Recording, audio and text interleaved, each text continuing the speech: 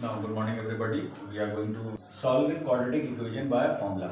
पिछले लेक्चर में हमने पढ़ा था कि व्हाट इज क्वाड्रेटिक फॉर्मूला, हमने उसको ड्राइव किया था, हमने देखा था कैसे क्या है। अब हम लोग यहाँ पे सॉल्व करेंगे उस फॉर्मूले की मदद से हम कैसे इसको सॉल्व करते हैं। अब ध्यान दीजिए, मैंने वही इक्वेशन लिया जो मैंने पिछले 2 टॉपिक्स में लिया था। ध्यान दीजिए, ये मत समझिएगा कि दोबारा सर बस एक ही इक्वेशन लेते हैं और नहीं, हम लोग एक एक्सरसाइज बनाएंगे और उस एक्सरसाइज में हम लोग मिसलेनियस क्वेश्चन सॉल्व करेंगे, हर टाइप के क्वेश्चन सॉल्व करेंगे। लेकिन पहले हमारा अप्रोच क्या है कि पहले हम ईजिली कॉन्सेप्ट को समझ लें, कॉन्सेप्ट को we are able to grasp the concept easily. Okay, are you getting?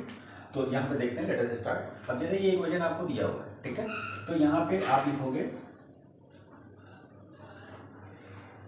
Comparing with ax square plus bx plus c is equal to 0 we gate.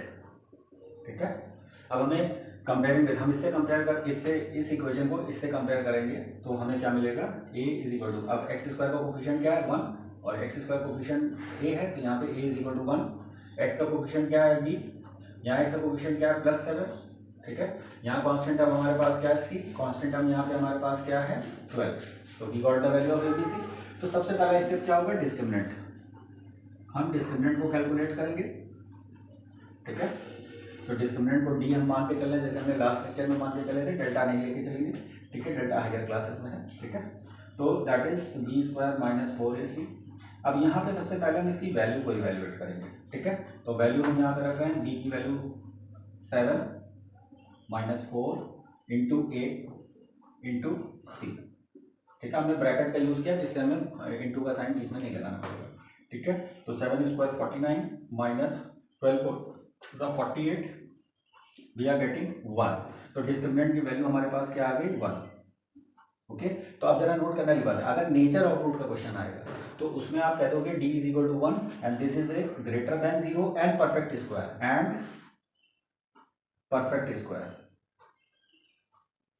मतलब यहाँ पे मैंने आपको नेचर ऑफ रूट का भी एक कॉन्सेप्ट दे दिया कि greater than 0 and perfect square, तो उस केस में क्या हो जाएगा, roots are real, rational and distinct. ये मैंने नेचर ऑफ रूट्स के लेक्चर में बताया, आप प्लीज वहां पे जाके इसको आप व्यू कर सकते हो। ठीक है, अब सेकंड स्टेप हमारे पास क्या आ जाएगा, तो therefore x is equal to minus B plus minus under root D divided by 2a।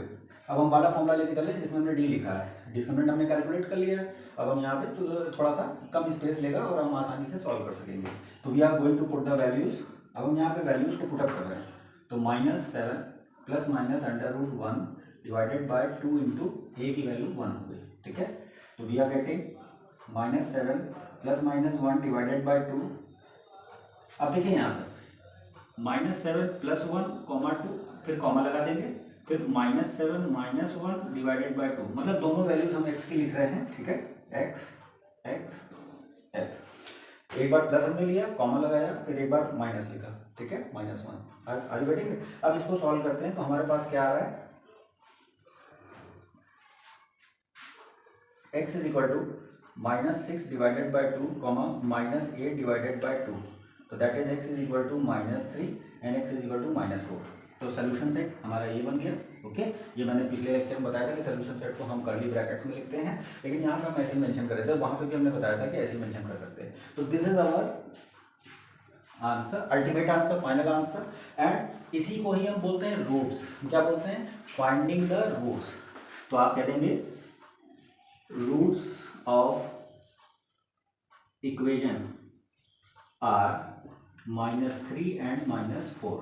So this is our ultimate answer and presentation of the method how we are going to solve the quadratic equation with the help of a quadratic formula। हम कैसे quadratic formula का use करते हुए हम इस quadratic equation को solve कर रहे हैं। आई होप कि आपको समझ में आ गया होगा कि सबसे पहले आप कंपेयर करके ए बी सी की वैल्यू निकालेंगे, फिर आप डिस्क्रिमिनेंट फाइंड करेंगे।